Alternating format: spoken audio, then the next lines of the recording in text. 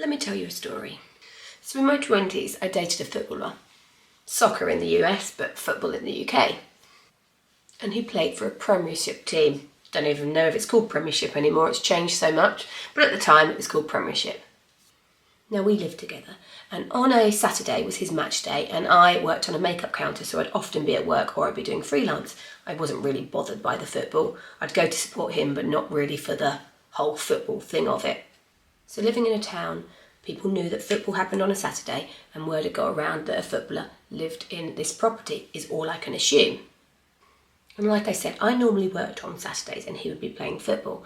And that night I happened to be going out with my girlfriends. So I had put loads of fake tan on to make myself really lovely and bronze and ready for my night out.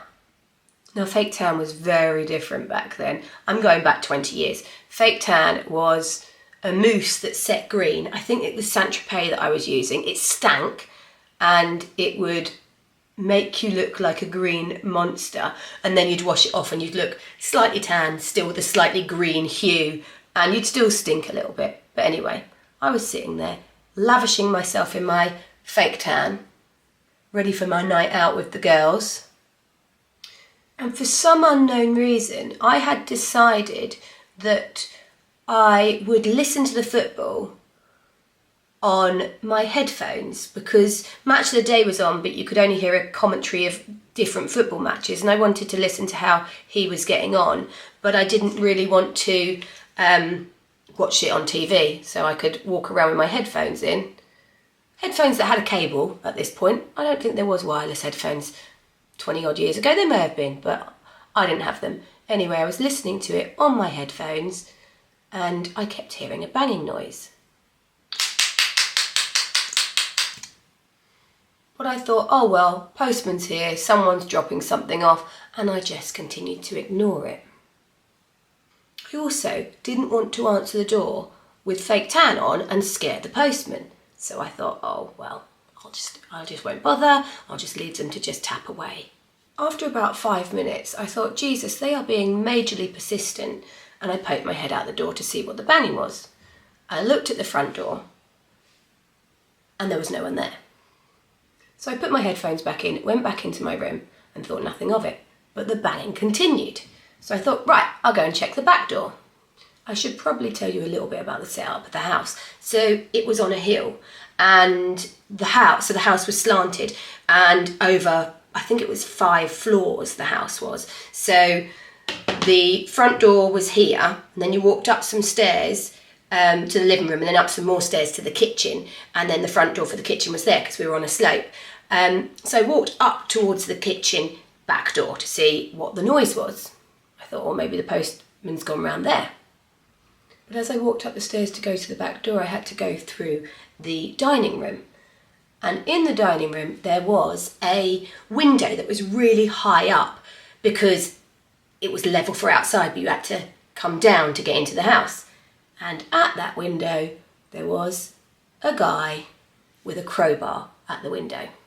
So the banging had not been what I expected to be a delivery man or the postman.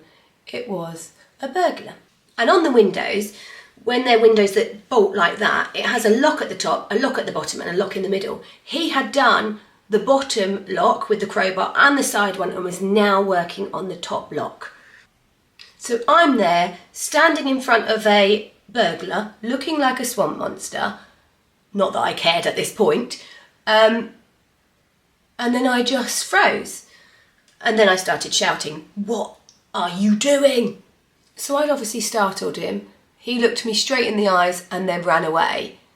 And then I went over to the window to see how close I had come to being faced with a burglar who would have to jump down from a high window. There's no way he could get back up, and all the doors in the house were locked with no keys in it. So it would have been me against a burglar who had a crowbar in a room, a house that there was no way out of. Now, something was telling me to go and check the banging. Seriously, I should have checked it straight away. I was just being majorly lazy. But something said, get up and check now. So I did. And I believe it's because the day before, nowhere near that house, there were some people lost in their car and they didn't know how to get somewhere, and I happened to be in my car, and I said, don't worry, I'll take you there, you're never going to find it. And they followed me, and I showed an old couple as to the destination they needed to be at. And I believe that because I did a good deed, something told me to get up and check the window, and that was my good deed back.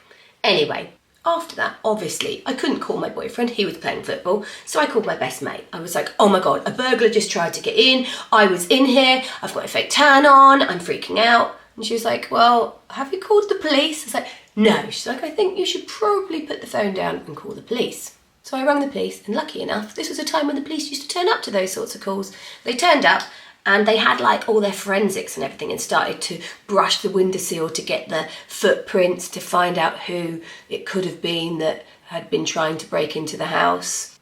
Unfortunately, they never caught the guy that was trying to break in. But my boyfriend at the time came back, I washed off my tan, I went out with my girlfriend, and I never ever stayed at that house again. True story. Let me know if you want more true stories, because I have loads of them. I have lived quite an eventful life, so if you want more, let me know.